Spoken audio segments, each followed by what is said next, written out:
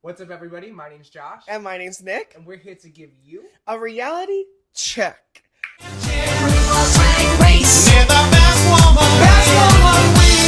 Alrighty, it's one of my favorite portions of the episode, the runway. And like any good Drag Race review show, we need our own version of Toot or Boot.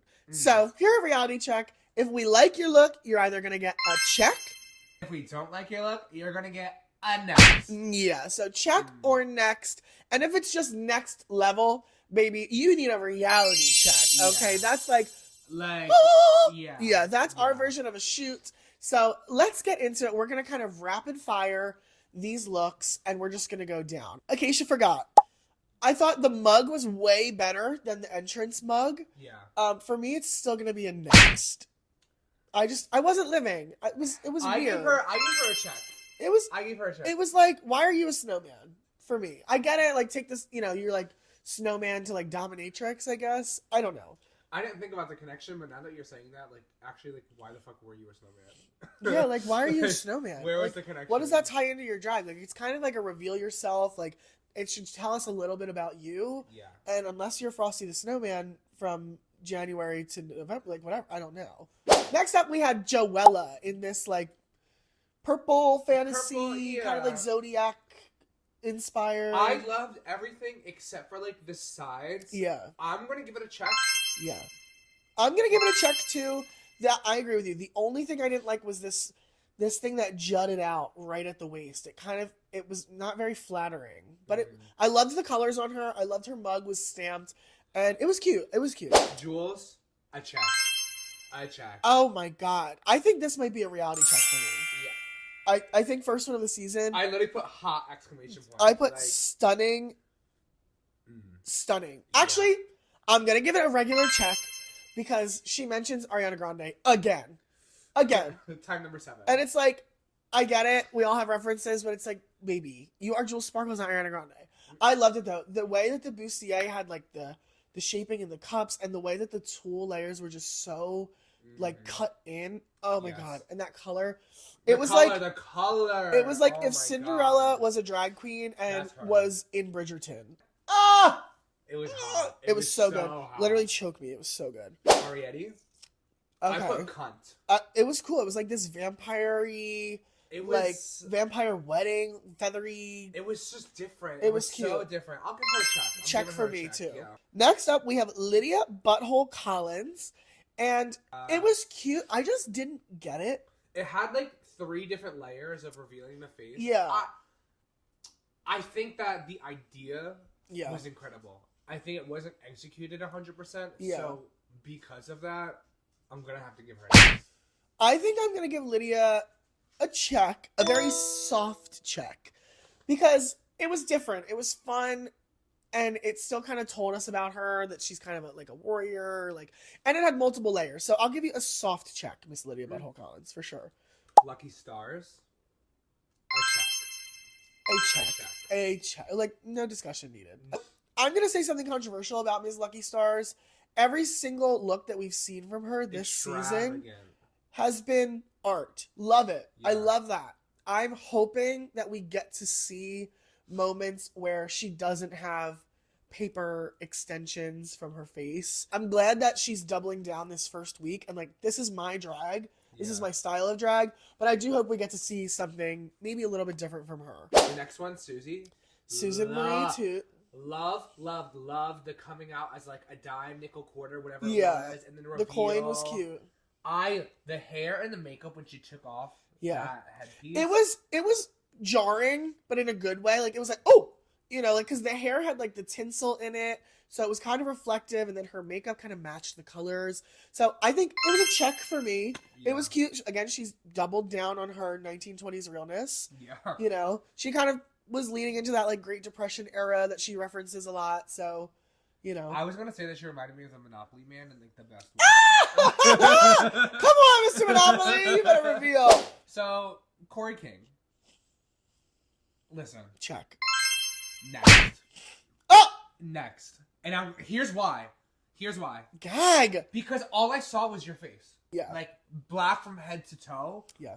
I felt like I couldn't see her silhouette. I feel like I couldn't really see which like maybe it was the light. I don't know what it was. I do think that there was a little bit of kind of color swallowing with the lighting and the stage now being black and the background being black. We did lose a little bit of the detail. In all I could see was her face. But I loved, she came out with this big crow mask and the feathers, and the gown fit so right, and the body was so good. And the mug was stamped. The mug was I loved this like Diana Ross hair, like just these big bouncy curls. Like it was gorgeous. I loved it. Hormona. She surprised me. I thought it was creative. I mean, yeah, I mean, I wasn't gooped. I wasn't like, oh, I liked the concept because I was, you know, a skunk is normally something where you're like, ooh, a skunk. Yeah. But it was, you know, it was kind of giving glamour skunk. I definitely think it was cute. The mask reveal was fun. So it was good. It was a very good gown, fit her well, and it was cute. Check. I'll give you a check, Hormona. Crystal. I have some feelings about this look. All I have to say is I loved the idea and I loved the look. She should have been able to take off the full mask because the mask and like the stuff around her face, I feel like really just hid what we needed to see. And she had great makeup in. Yeah, we saw her in the workroom with the makeup and it had all the porcelain cracks looking and it looked really, really stunning. My problem with this look was the way that the bodice and the skirt came together from this blue to a bright pink skirt right in the middle, this like color blocked blue to pink. I wish that there was some kind of belt in the middle maybe to like blend the colors. Yeah. It would have been iconic if she actually like it was smashable and it broke. You know, like, that would have been so good. Crystal, workshop it and bring it back for All Stars, okay? Next up, so check. I'll give it a check. It was a fun concept. Yeah. I loved that hair. That sculpted the hair was gorgeous. Yeah. Miss Lexi, love. I wrote yup. Yep. This like VMAs award astronaut look. Here for it. Simple in concept, but really cute in execution. Well. Yeah, she kind of was giving baked potato astronaut, but I loved it. I was here for it. I loved it. And then the makeup, when she took it off, it was like Raver Alien. Yeah. It was a good like juxtaposition. I liked it. So check, Miss Lexi Love. Check. Always a check. Everything you do, Miss Lexi Love, is going to be a check from me. The next one, Miss Lana. Girl, were you auditioning for Cats the Musical? I thought this was fun. I think the concept was fun. This is a play on Lana's actual cat, Gouda. Yeah. I only have one issue with this look, and it was the crotch. It was very bunchy. It was very kind of like gappy. So it was kind of taking me out of the illusion. And Lana is so skinny. Like, I want that skin tight. Like snatched like and sucked in. Yeah. But it was just taking me out of it in the crotch area. It was very bunchy. But the look overall was really cute. I liked the concept, the pull from home with her own cat. So, Lana, I'll give you a check. No, Lana gets a check. I still do. Is like, I can't not see Cats the Musical. That's all I can see. Second to last, we had Miss Anya Nerve. I literally wrote, what the fuck was this? And it took nerve to walk out on the runway in this look. I love the concept. As somebody who has been in many a beauty supply store, I understood the idea and I understood the reference and the significance. It just didn't come together for me. It just wasn't there. No. In execution. It just wasn't, it wasn't for me. And also the wig. I was not a fan of this little like blonde, like square top wig.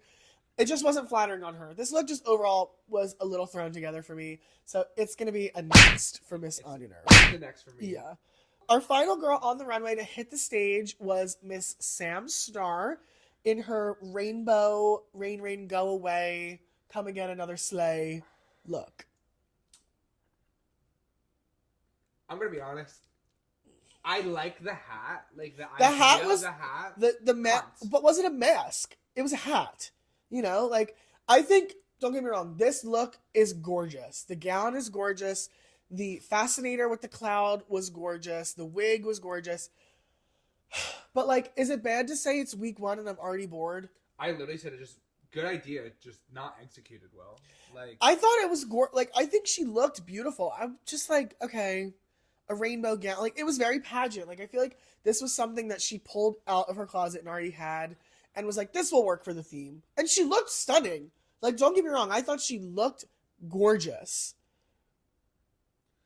But it was like, I wasn't wowed. So like, you get a check, but it wasn't like check. No, you know? You get a soft check. Yeah. Like you can't tell if it was an accident or not. Yeah. Right That's after the runway. Yeah. Literally no time to waste. We're into the talent show. It is time for the talent extravaganza. And that's been your reality check of RuPaul's Drag Race Season 17, Episode 1. Be sure to tune in next week for Season 17, Episode 2, where we get into the next section of the talent show. I'm actually excited. I'm ready to see. I'm really excited.